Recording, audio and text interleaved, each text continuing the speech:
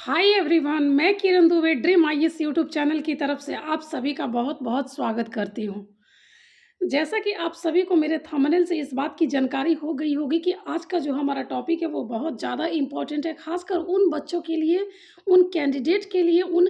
Aspirants के लिए जो हर एक एग्ज़ाम में बैठते तो हैं लेकिन उनसे प्रीलिम्स एग्ज़ाम क्वालिफाई नहीं हो पाता है। जिसकी सबसे बड़ी वजह है, जिस एग्ज़ाम को क्वालिफाई ना करने की सबसे बड़ी वजह ये है कि हमें ऑब्जेक्टिव क्वेश्चन के जो ऑप्शन होते हैं वो याद नहीं रहते हैं, ठीक है? और आए दिन आप सभी ये इस बात को देख रहे होंगे, क्वेश्चन को देख रहे होंगे, क्वेश्चन के पैटर्न को देख रहे होंगे कि जो क्वेश्चन पूछने का जो पैटर्न है वो काफ़ी हद तक चेंज हुआ है। और सबसे बड़ी बात है कि क्वेश्चन के साथ-साथ ऑप्शन काफ़ी टफ अब पूछे जा रहे हैं हर एक एग्ज़ाम में। अगर हम बात करें पीसीएस लेवल के एग्ज़ाम की तो बीपीएससी इन सभी एग्ज़ाम्पल में एक है, क्योंकि बीपीएससी में जिस प्रकार से आप सभी देख रहे हैं कि पहले 4 ऑप्शन पूछे जाते थे, अब ऑप्शन की संख्या बढ़ाकर 5 कर दी गई है। तो इस कारण से बच्चों को या फिर हम जैसे कैंडिडेट जो एग्ज़ाम की तैयारी कर रहे हैं और पूरी लगन और मेहनत से तैयारी कर रहे हैं, उन सभी के लिए भी फर्स्ट एग्ज़ाम को क्रैक करना यानी प्रीलिम्स एग्ज़ाम को क्रैक करना काफ़ी मुश्किल हुआ जा रहा है। इन सभी बातों को ध्यान में रखते हुए आज मुझे लगा कि इस बात पे वीडियो बनानी चाहिए और इस बात को साझा करनी चाहिए कि किस प्रकार से हम ऑब्जेक्टिव क्वेश्चन को याद करें, किस प्रकार से उस ऑब्जेक्टिव ऑप्शन को हम सब कॉन्शियस माइंड में बैठा लें ताकि ऑप्शन हमें भूल ना पाए। और सबसे बड़ी बात है कि एग्ज़ाम में अगर हम तुक्केबाजी भी करें तो वो तुक्केबाजी सही दिशा में हमारा साबित हो और वो कारगर हो,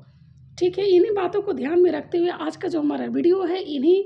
इन्हीं पे डिपेंड है कि ऑब्जेक्टिव कैसे याद करें, ठीक है? तो चलिए स्टार्ट करते हैं आज के वीडियो को। और इससे पहले जो बात मैं आप सभी से हमेशा कहती हूँ कि अगर आप इस चैनल पे नए हैं तो इस चैनल को लाइक, शेयर एंड सब्सक्राइब करना ना भूलें। साथ ही अगर आपने पिछले अन्य वीडियो को नहीं देखा है तो please dream IAS YouTube channel के लिंक पे आप जाके सभी वीडियो को देख सकते हैं, जो कि बहुत ज़्यादा इम्पोर्टेंट है हमारे एग्ज़ाम के पॉइंट ऑफ व्यू से।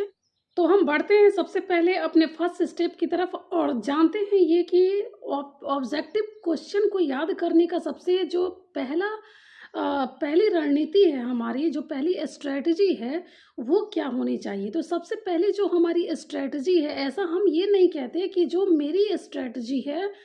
जिस प्रकार से मैं ऑब्जेक्टिव क्वेश्चन को याद करती हूँ या फिर जिस प्रकार से मैं तैयार करती हूँ आप उसी प्रकार से करें, लेकिन एक गाइडर के तौर पे मैं आपको अपनी बातें साझा करती हूँ कि मैं किस प्रकार से ऑब्जेक्टिव क्वेश्चन को तैयार करती हूँ। तो सबसे पहली जो बात है वो ये है कि हम किसी भी चीज़ को रट्टा मारना बंद करें, या फिर कहने का मतलब ये है कि किसी भी चीज़ को रटना बंद करें। अगर हम किसी भी चीज़ को, किसी भी ऑब्जेक्टिव क्वेश्चन की अगर हम बात करें, किसी भी ऑब्जेक्टिव क्वेश्चन को जब हम रटना स्टार्ट करते हैं तो एक बार याद करते हैं, एक बार रटते हैं, 2 बार रटते हैं, 3 बार रटते हैं। ऐसे रटने की वजह से वो चीज़ उस समय तो ऐसी लगती है कि नहीं ये चीज़ मुझे याद हो गई है, ये क्वेश्चन, ये ऑप्शंस मेरे दिमाग में कवर कर गए हैं, लेकिन उसको हम 24 घंटे याद कर पाते हैं, पूरे 1 दिन याद कर पाते हैं, 2 दिन याद कर पाते हैं। होता ये है कि आने वाले 2-3 दिनों में उसको हम भूलने लगते हैं, ठीक है? लेकिन उस रटने के अलावा अगर हम किसी ऑब्जेक्टिव क्वेश्चन को और साथ ही उसके ऑप्शन को, ठीक है, अगर हम बार-बार पढ़ें, 1 बार, 2 बार, जैसे हम रिवाइज़ करते हैं, अगर उस तरीके से पढ़ा जाए 4 से 5 बार या 6 बार, तो वो चीज़ें हमारे दिमाग में काफ़ी हद तक उतर जाती हैं। और सबसे बड़ी बात है कि वैसे रिवाइज़्ड क्वेश्चन को, साथ ही उस क्वेश्चन से लगे ऑप्शंस को भूलना हमारे लिए मुश्किल हो जाता है। तो सबसे पहली बात ये कि हम रट्टा मारना बंद करें, किसी चीज़ को रटना हम बंद करें और रटने की बजाय उस क्वेश्चन, ऑब्जेक्टिव क्वेश्चन और उसके ऑप्शन को समझने की कोशिश करें, साथ ही उसको पूरी तरीके से 4 से 5 बार रिवाइज़्ड करें। ये तो ऑब्जेक्टिव क्वेश्चन को याद करने की पहली रणनीति है। बात करते हैं दूसरी रणनीति की। दूसरी रणनीति की बात करते हुए हम ये आपके सामने शेयर करने जा रहे हैं कि दूसरी जो रणनीति है वो है रिवाइज्ड करने के बाद की रणनीति। तो रिवाइज्ड करने के बाद जब मैंने आपको पहली बार में बताया कि 4 से 5 बार उस ऑब्जेक्टिव क्वेश्चन को रिवाइज्ड करें, साथ ही ऑप्शन को रिवाइज्ड करें, यानी कि पढ़ें, सिर्फ पढ़ने के तौर पे उसको रिवाइज्ड करें, ना कि रट्टा मारे। उस दूसरी रणनीति में रिवाइज्ड करने के बाद आप उस जो क्वेश्चन है आप उसको कुछ देर के लिए स्टॉप कर दें। स्टॉप करने के बाद आप अपने माइंड में उस क्वेश्चन को रिमेंबर करें। मैंने क्या कहा, आप ध्यान देंगे, क्वेश्चन को रिमेंबर करें कि आपने किस प्रकार के क्वेश्चन को पढ़ा है, अभी रिवाइज्ड किया है, ठीक है। साथ ही क्वेश्चन से लगे ऑप्शंस को रिवाइज्ड करें, ठीक है। रिवाइज्ड करने के बाद अगर आप माइंड में अगर उस क्वेश्चन को अगर रिवाइज्ड करते हैं, ठीक है, तो आपको ऐसा लगेगा कि वो चीज़ आपके सबकॉन्शियस माइंड में बैठ रही है। वो क्वेश्चन जो है कहीं ना कहीं कॉन्शियस माइंड में जाके बैठ रही है और आपको उस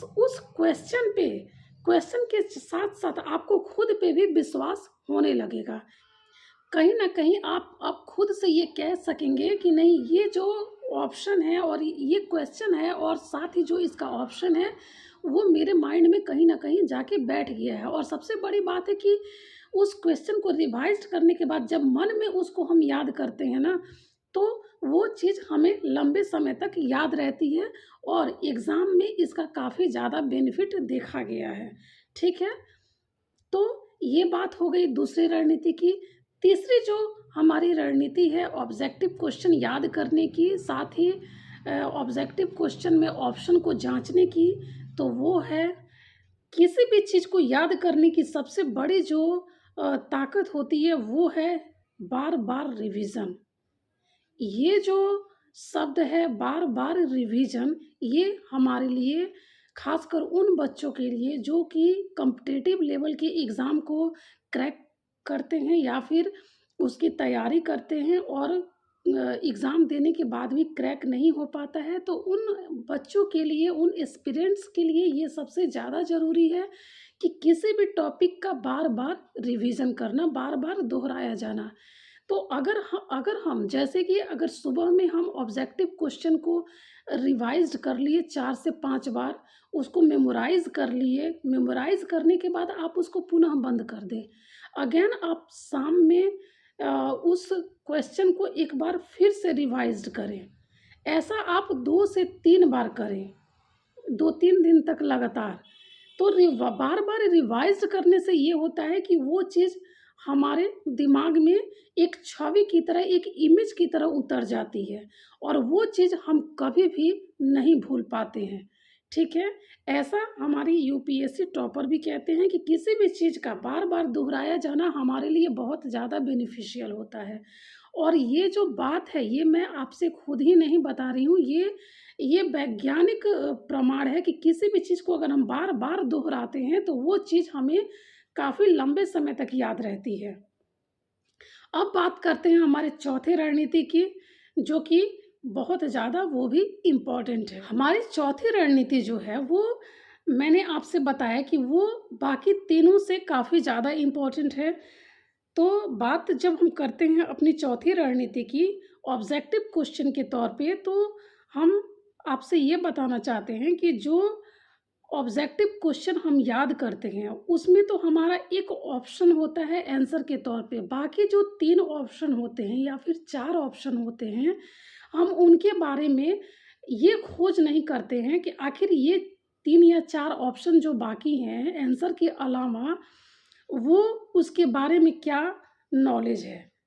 तो यहाँ हम ये गलती कर बैठते हैं, क्योंकि जब हम क्वेश्चन के साथ साथ ऑप्शन वाले आंसर को तो याद कर लेते हैं, बाकी उन ऑप्शन को छोड़ देते हैं जो कि उससे लगे रहते हैं। तो यहाँ हम गलती करने के बजाय ये सीख सकते हैं कि बाकी उन 3 या 4 ऑप्शंस जो होते हैं, उन बाकी 3-4 ऑप्शंस को भी हम खंगालें और पता करें कि ये ऑप्शन यहाँ किस प्रकार से दिया गया था, ये ऑप्शन, इस ऑप्शन का क्या मतलब है, ये ऑप्शन किस विषय के बारे में कह रहा है, हम उसके बारे में भी, उस ऑप्शन के बारे में भी डिटेल्स जानने की कोशिश करें। ऐसा इसलिए मैं कह रही हूँ कि ऐसा करने से ये होता है कि अगर एग्ज़ाम में ऑप्शन अगर उलट-फेर करके भी आते हैं, तो आपको तुक्केबाज़ी करने में काफ़ी ज़्यादा सहूलियत होती है। और कहते हैं कि अगर आप अगर 4 ऑप्शन में से अगर 1 या 2 ऑप्शन अगर आप जानते हैं, जिनके बारे में आपने पढ़ा है, तो आपकी 50-50% की तुक्केबाज़ी तय हो जाती है और इससे ये होता है कि 10 में से करीब 7 से 8 सवाल आप सही करने की स्थिति में हो जाते हैं, ठीक है? तो इसलिए मैंने आपको ये तरीका बताया कि इन चारों तरीकों से हो सकता है कि आपके पास और भी तरीके हैं, लेकिन ये जो 4 तरीके मैंने आपको बताए, जो 4 रणनीति मैंने आपको बताई, ऑब्जेक्टिव क्वेश्चन याद करने के साथ ही ऑब्जेक्टिव क्वेश्चन को तुक्केबाजी में कैसे डालें, ये बात मैंने आपको बताई। तो ये जो 4 रणनीति थी, ये बहुत ज़्यादा कारगर है और ख़ासकर बहुत सारे बच्चे इन्हीं चारों रणनीति पे काम करते हैं।